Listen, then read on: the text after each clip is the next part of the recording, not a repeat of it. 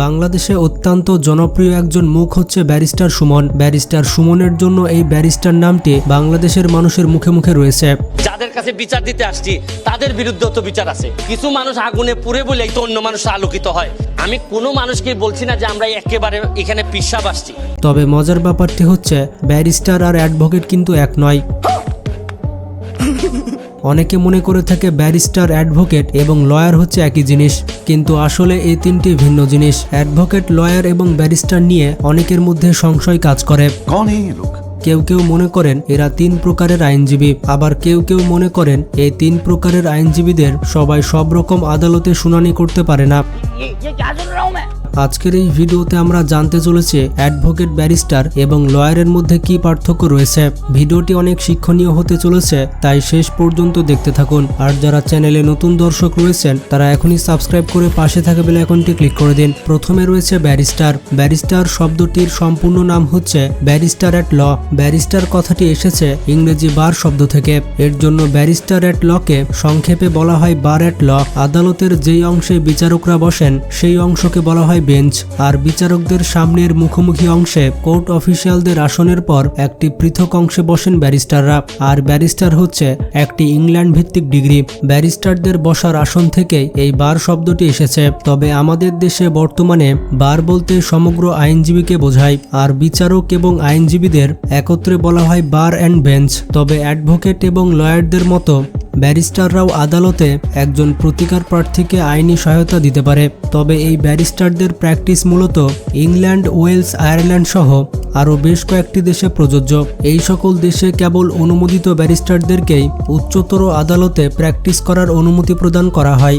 এই অনুমোদনকে বলা হয় পিপিলেজ পাওয়ার। এই পিপিলেজ মূলত সন্তোষজনকভাবে 1 বছর মেয়াদী 2 পর্বের শিক্ষানিবেশকাল সম্পূর্ণ করাকে বোঝায়। এই পিপিলেজ ডিগ্রি সম্পূর্ণ করা ছাড়া ব্যারিস্টাররা কেউ ইংল্যান্ডের আদালতে শুনানি করতে পারবে না, এমনকি নামের আগে ব্যারিস্টার শব্দটিও লিখতে পারেন না।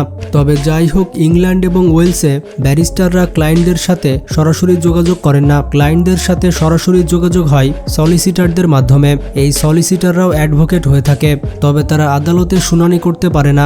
এই সলিসিটাররা সাধারণত ক্লায়েন্টদের নিকট থেকে তাদের আসল সমস্যাটা শোনেন। মামলা করার কিংবা প্রতিদ্বন্দ্বিতা করার সকল প্রস্তুতি তিনি গ্রহণ করেন। তারপর তারা বিষয়টি আদালতে উপস্থাপন করার জন্য ব্যারিস্টারদের কাছে যান। তখন ব্যারিস্টাররা বিষয়টি আদালতে উপস্থাপন করে থাকেন। ইংল্যান্ড এবং ওয়েলসের আদালতে দীর্ঘকাল ধরে এমনটাই হয়ে আসছে। তবে বাংলাদেশে অ্যাডভোকেট হিসেবে প্র্যাকটিস করতে হলে ব্যারিস্টার ডিগ্রির কোনো আবশ্যকতা নেই। বাংলাদেশে ব্যারিস্টার কেবলমাত্র একটি সম্মানজনক ডিগ্রি।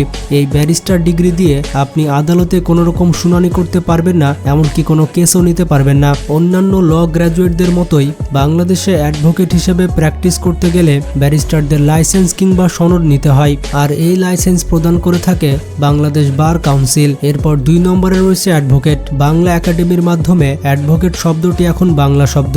এই অ্যাডভোকেট শব্দটি আমরা পেয়েছি ইংরেজি অ্যাডভোকেট শব্দ থেকে। ইংরেজি অ্যাডভোকেট শব্দটি এসেছে ল্যাটিন অ্যাডভোকেয়ার শব্দ থেকে। এটির ইংরেজি মানে হচ্ছে টু অ্যাড এ ভয়েস, মানে কারো পক্ষে কথা বলা ব্যক্তিকে বলা হয় অ্যাডভোকেট। তবে চাইলেই তো যে কেউ আদালতে কথা বলতে পারবে না কিংবা কোনো রকম শুনানি করতে পারবে না। আদালতে কথা বলার জন্য প্রয়োজন হয় লাইসেন্স কিংবা সার্টিফিকেট। আর যেমনটা বললাম, এই লাইসেন্স কিংবা সনদ প্রদান করে থাকে বাংলাদেশ বার কাউন্সিল। এই বার কাউন্সিল প্রতিষ্ঠা করা হয়েছে 1972 সালে। এটি প্রতিষ্ঠা করা হয়েছে Bangladesh legal practitioners and bar council অর্ডারের মাধ্যমে। এই আইনের অধীনে কিংবা এনরোল ব্যক্তিকে বলা হবে অ্যাডভোকেট। অর্থাৎ অ্যাডভোকেট হতে গেলে একজন ল গ্র্যাজুয়েটকে বাংলাদেশ বার কাউন্সিলে তালিকাভুক্ত বা এনরোল্ড হতে হয়। বাংলাদেশ বার কাউন্সিলে তালিকাভুক্ত হতে গেলে একজন ল গ্র্যাজুয়েটকে পাশ করতে হয় বাংলাদেশ বার কাউন্সিল কর্তৃক অ্যাডভোকেট পরীক্ষার জন্য প্রিলিমিনারি, রিটেন এক্সাম এবং ভাইবা বোর্ড। এভাবে চূড়ান্ত উত্তীর্ণ ল গ্র্যাজুয়েটদের বলা হয় অ্যাডভোকেট। শুধুমাত্র ল থেকে পাশ করলেই আপনি অ্যাডভোকেট হতে পারবেন না। বার কাউন্সিল কর্তৃক এই পরীক্ষা পাশ করলেই আপনি অ্যাডভোকেট হবেন। এরপর এই উত্তীর্ণ অ্যাডভোকেটরা তাদের পছন্দসই এক বা একাধিকবার বা আইনজীবী সমিতির সদস্য হয়ে থাকেন। এরপরই একজন অ্যাডভোকেট প্র্যাকটিস করতে পারে আদালতে। এরপর 3 নম্বরে রয়েছে লয়ার। বন্ধুরা, এই লয়ার শব্দটি একটি ইংরেজি শব্দ। এর বাংলা মানে হচ্ছে কাউকে আইনি পরামর্শ দেওয়া কিংবা আদালতে আইন প্র্যাকটিস করার জন্য অনুমোদিত ব্যক্তি। মানে লয়ার শব্দটি অ্যাডভোকেট শব্দের একটি সমর্থক শব্দ। তবে বাংলাদেশের কোনো আইনে লয়ার শব্দটি ব্যবহার করা হয়নি। বাংলাদেশের সব ক্ষেত্রে অ্যাডভোকেট শব্দটি ব্যবহার করা হয়েছে, কিন্তু চর্চার মাধ্যমে আমাদের দেশে এটি প্রতিষ্ঠিত যে অ্যাডভোকেট, লয়ার, আইনজীবী কিংবা উকিল বলতে একই পেশার মানুষকে বোঝায়। তবে সত্যি বলতে অ্যাডভোকেট এবং লয়ারের মধ্যে তেমন কোনোই পার্থক্য নেই। তবে কেউ কেউ এমন ব্যাখ্যা প্রদান করে থাকে যে ল গ্র্যাজুয়েটকে বলা হয় লয়ার আর বার কাউন্সিল কর্তৃক সনদপ্রাপ্ত ব্যক্তিকে বলা হয় অ্যাডভোকেট। আবার কেউ কেউ বলে থাকেন লয়াররা কেবল ক্লায়েন্টকে আইনি পরামর্শ দিতে পারে, কিন্তু তারা আদালতে শুনানি করতে পারে না। প্রকৃতপক্ষে বাংলাদেশে লয়ার এবং অ্যাডভোকেটদের মধ্যে কোনো পার্থক্য নেই। বন্ধুরা, এতক্ষণে আপনারা বুঝতে পারলেন অ্যাডভোকেট, লয়ার আর ব্যারিস্টার কাকে বলে।